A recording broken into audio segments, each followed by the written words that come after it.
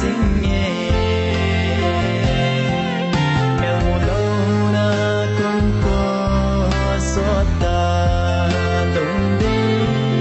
thì dòng lệ lung thui lâu in anh là bằng hoa cái dòng nắng ngày nan hình có căm măng dinh nghe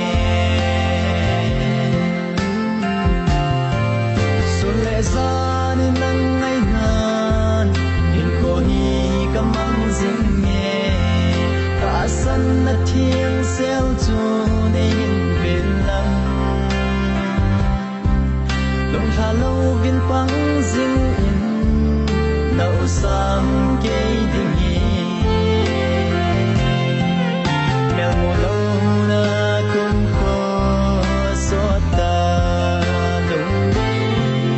thì dòng lệ lung thui lâu in anh là bằng hoa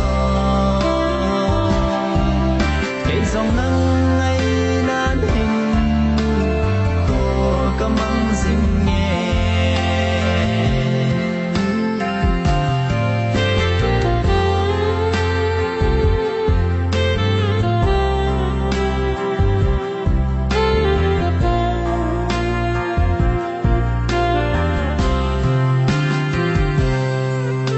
làm ném tâm giống lệ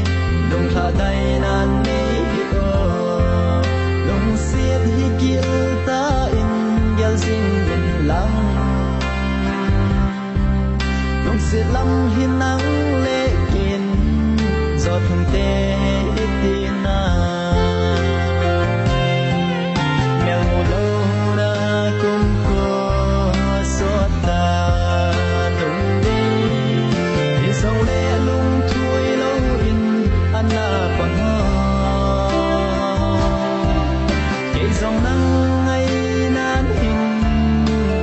có căm măng dinh nghe cái dòng nắng ngày nan hình